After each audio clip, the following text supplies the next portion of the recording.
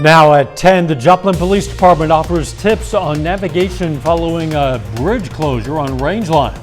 Plus, the latest on recreational marijuana standing on the November ballot in Missouri. And the Oklahoma governor announces plans to bring relief to farmers hurt by the drought. The four states' most watched news starts now. Oklahoma authorities are investigating the deaths of 2 people in Delaware County this evening. This is KOAM News at 10. I'm Dow Quick. Authorities say the bodies of a man and a young boy were found near Highway 28 and 395 roads south of Grand Lake. They say a child found the 2 bodies in a ditch. They're not sure how long the bodies have been there. A car was near the bodies. Officials aren't sure if the car is related, but they are getting a search warrant. Joplin police say the bridge construction on South Rangeline Road is causing some traffic issues. To help, the Joplin Police Department is offering tips on navigating around the construction. They say not to use a parking lot as a detour. Also, don't make U-turns after a lane restriction or drive between cones. Officers will be watching that closely.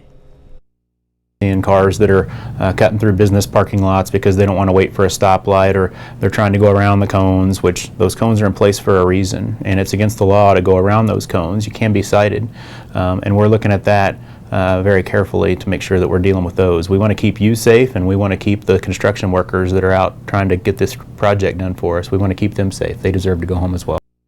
Authorities also caution that you should slow down in construction zones.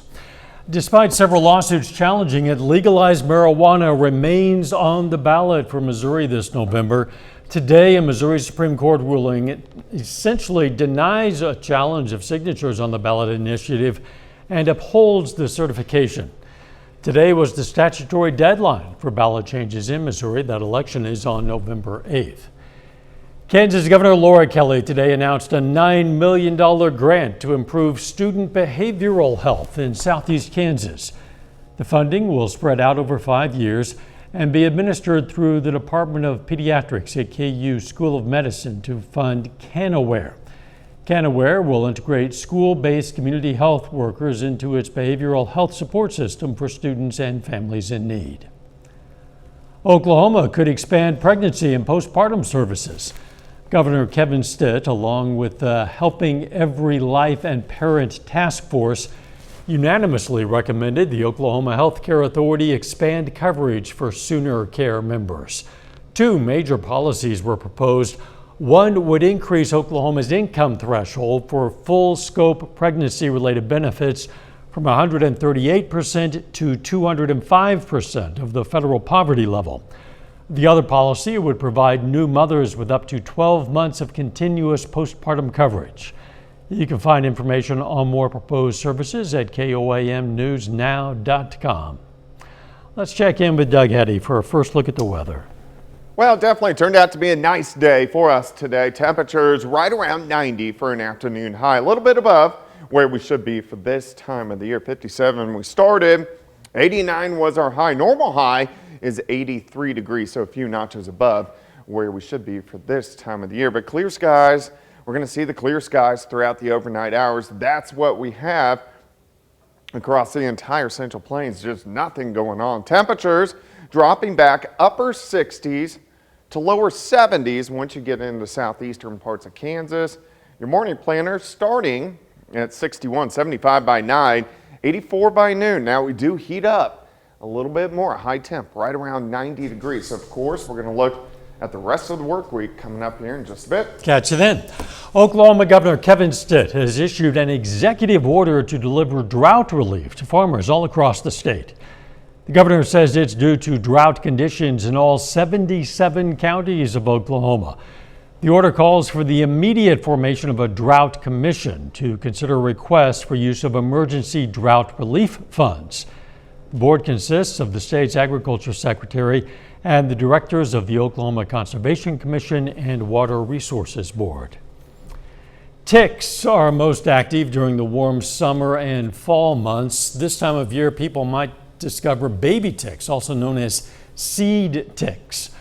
A conservation worker from Joplin says the tiny ticks may curl up on a person's legs in groups. He says Baby ticks do not spread diseases yet, but it's a good idea to wear protective clothing on ankles or other vulnerable areas. Tiny ticks can be hard to notice, which is why he reminds people to check themselves after coming back from outside, possibly using a flashlight. Sometimes you need a magnifying glass to be able to see them and get them because they're so small. And a lot of times they like to find your ankles, back of your knees, your waistband. So you may have to have somebody help you because they're so small, and the locations they're in, you may not be able to see them to remove them yourself. Smith says if you have an adult tick, you can prevent it from spreading disease if you get it removed as soon as possible, within 24 to 48 hours. A Joplin area program that helps residents lower their utility bills is expanding. The weatherization program at the Economic Security Corporation in Joplin is getting the physical space of their building enlarged, about 2,400 more square feet. The program is geared toward energy efficiency and helping people who cannot pay their utility bills. Daniel says even if you haven't qualified for the income-based program before, you might now.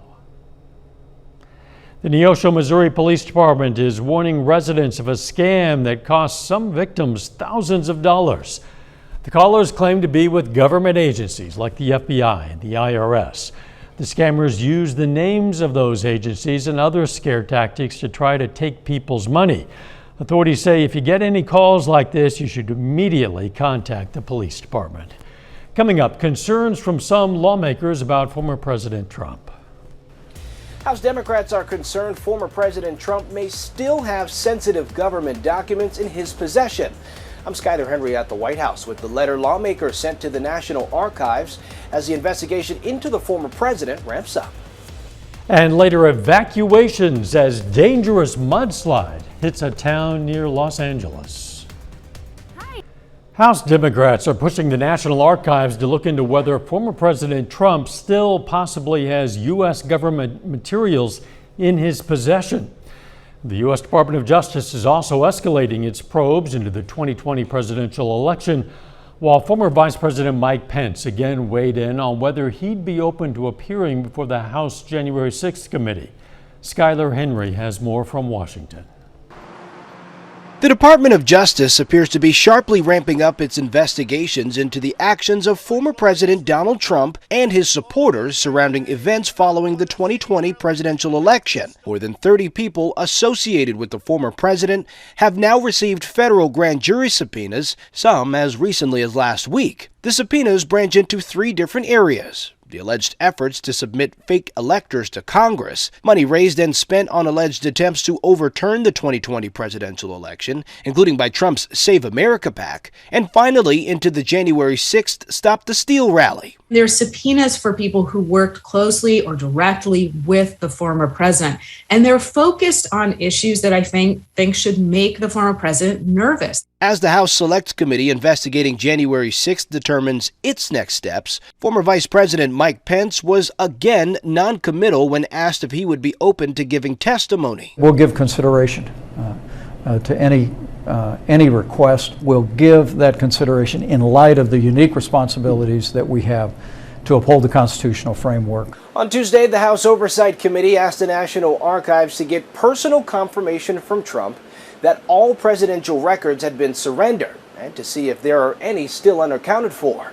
Meanwhile, a Trump-appointed federal judge in Florida has yet to assign an independent special master to review documents seized from the former president's Mar-a-Lago home last month. The Department of Justice has signaled its willingness to accept one of the Trump team's suggestions, federal Judge Raymond Dearie, to fill the role. Skyler Henry, CBS News, Washington.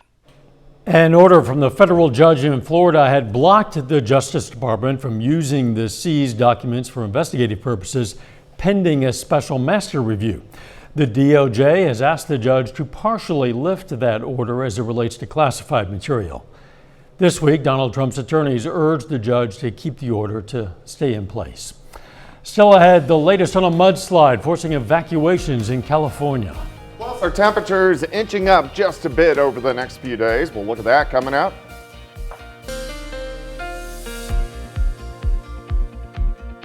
Well, it turned out to be a nice Tuesday for us today. We have plenty of sunshine. In fact, clear skies all day long. Temperatures upper 80s to near 90. which is a little bit above where we should be for this time of the year. Nice shot, clear skies. Now, Indigo Sky Casino and Resort, Seneca, Missouri. All right, let's look at September so far. It's amazing. We're almost halfway through this month.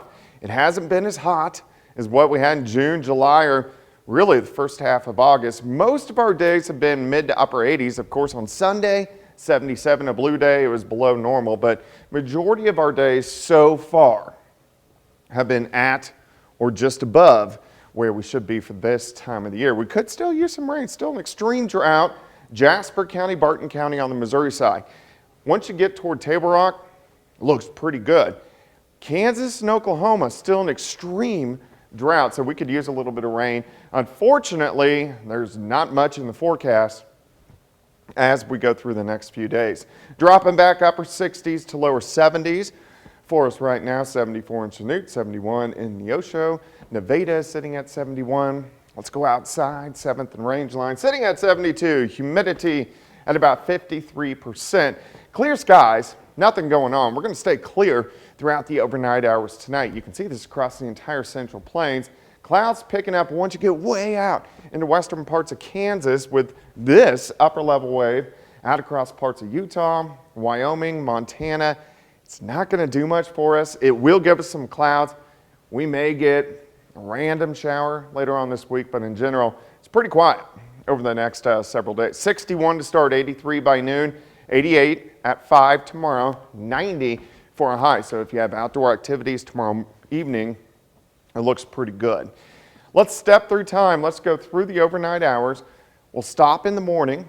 It's going to be about 59 in Carthage, 57 in Welch, Pittsburgh about 59 degrees, so very comfortable. By noon, most of us are sitting into lower 80s. By afternoon, upper 80s to near 90. 90 Miami, Grove, 88 in Columbus, Chanute at about 91 degrees.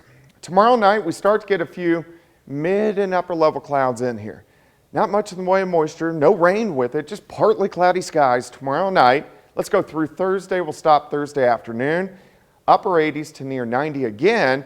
We will have some clouds, but we're not going to get any rain out of this weak little wave passing by. As we get into Friday and Saturday, you can start to pick up some rain. So rain out to our west. This is Friday evening. Maybe an isolated guy trying to pop up near us. Saturday, most of the rain stays to our north. Slight chance late Saturday into Sunday. Overall, we stay pretty much dry and our temperatures very consistent. In fact, they step up just a bit as we go through the next few days. 90 tomorrow, 89 on Thursday. Overnight lows still pretty good into lower 60s. Near 90 on Friday, 91 Saturday, 92 Sunday, mid 90s by the middle of next week. Not much in the way of rainfall. It's about as boring as it boring can get. Not much variation. The highs and the lows fairly consistent. Thanks, Doug. The mud is flowing after drenching rains unleashed torrents of debris in a mountain area east of Los Angeles. The heavy downfalls were remnants of a tropical storm that brought badly needed rain to drought-stricken California. Dina Demetrius has more now from Los Angeles. An avalanche of mud poured into the town of Oak Glen, California after heavy rain sent parts of the hillsides crashing down in the San Bernardino Mountains. Thousands of residents are either under evacuation orders or being urged to shelter in place. We had a large cell come through, which created multiple mudslides, which we had major damage to the infrastructure of the area and structures as well. Nearly 2.5 inches of rain pounded the area Monday night, triggering flash floods that loosened mud and debris. The mudslides took out homes and vehicles and shut down part of a highway. Then everybody's stuck. The area is especially susceptible to mudslides because of burn scars left from a 2020 wildfire. There's little vegetation left to hold the soil in place. The tiny town of Forest Falls was hit hard for the second time in 3 weeks. Part of life. It's part of living in the mountain. If you want to live in paradise, there's always some kind of consequence. Heavy equipment is clearing the mess. Police are also going door to door to make sure no one is trapped. It's a wall of mud, and the water was coming down hard. In Los Angeles County, another mudslide swamped cars in the Lake Hughes area of the Angeles National Forest. At least 25 people were rescued from their vehicles. It wasn't like the cars were driving thinking, hey, I got this. It was, oh my God, here comes the mud. This latest round of wild weather comes on the heels of Tropical Storm K, and that followed a record-long heat wave. Dina Demetrius, CBS News, Los Angeles. Scary situation for sure. Jacob here now with sports. A quick turnaround this week for the Kansas City Chiefs. The Chiefs got to turn around and face the Chargers on Thursday night. We're going to talk about that one. Plus, two of the hottest high school football teams square off Friday night in Seneca. Thoughts from the Indians on their matchup with Lamar after this.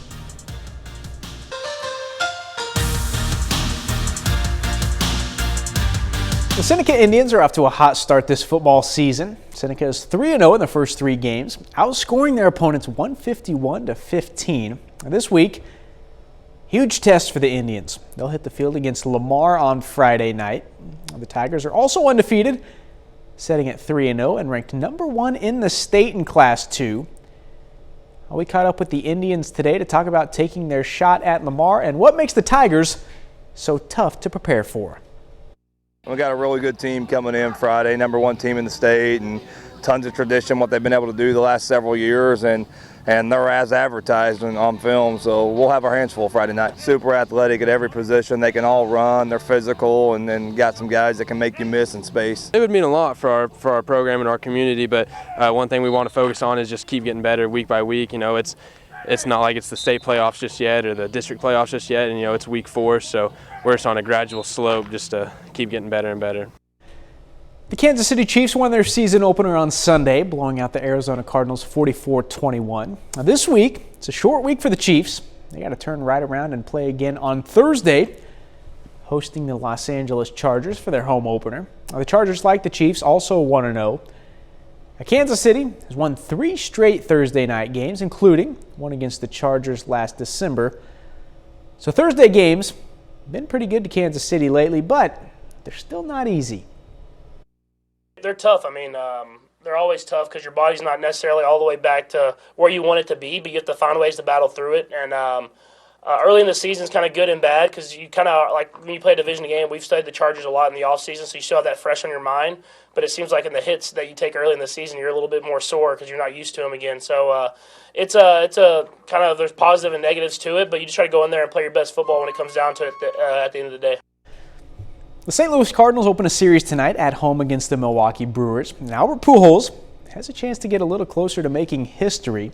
Pujols has 697 career home runs with 21 games remaining. Coming into the day, Cards are in a pretty good spot with an 8-game lead in the NL Central. Andrew McCutchen, still playing baseball, I guess. RBI there makes it 2-0 Brewers. The bottom of the first. 2 on for Nolan Arenado. He comes through with a double that scores both runners. We are all tied up.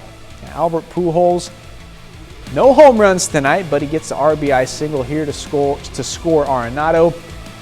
St. Louis has its first lead, but Andrew McCutchen back to work for Milwaukee. 2-run shot here, his 17th. Brewers beat the Cardinals tonight 8-4. The Kansas City Royals also in action tonight. They're on the road for their series opener against the Minnesota Twins. And that one is final. Twins going to beat the Royals 6-3. Bobby Witt Jr. goes 1 for 4 on the evening with a double and an RBI. Now this week, such a huge week for high school football. Lamar, number 1 in the state in Class 2 against Seneca, number 5 in Class 2. No doubt a good one Friday night. Yeah, that's going to be fun for fans and everyone. We'll be right back. Take time now to honor a local veteran. Archie Wyrick served in the U.S. Army from 1943 to 1946, World War II era. His hometown, Apache, Oklahoma, and we are proud to salute technician Archie Wyrick, a 4-state hero.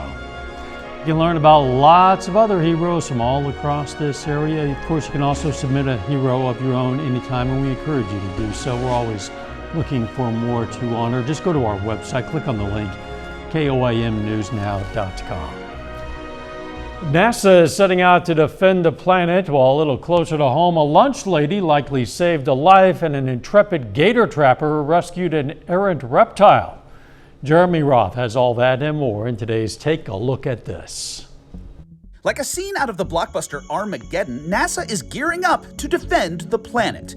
On September 26th, the agency's DART spacecraft is set to intentionally crash into an asteroid in an effort to push it off course. This asteroid poses no threat to Earth, but NASA is hoping its very first planetary defense mission will prove the technology effective, if and when the big one ever threatens extinction. Okay, everybody good and worried? Well, not all life-saving efforts require a team of rocket scientists. In some cases, all that's needed is a loving lunch lady and some quick reflexes. Recently, according to WEWS, Ohio cafeteria worker Megan Kulikowski noticed a student struggling to breathe. I yelled for help. I threw my arms around her.